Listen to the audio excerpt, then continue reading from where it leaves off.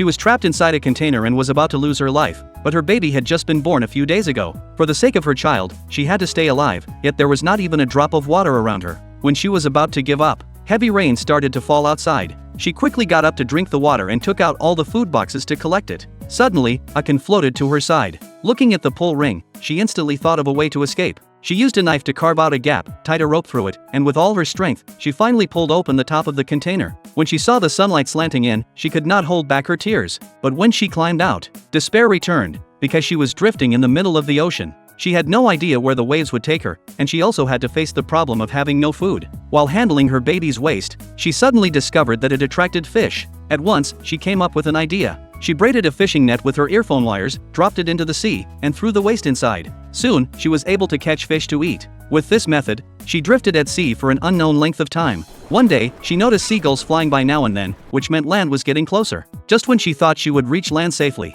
disaster struck. The container and she herself both sank into the sea. When she surfaced again, her baby was missing. She searched everywhere, but the fog blocked her view. While she was helpless, a whale appeared.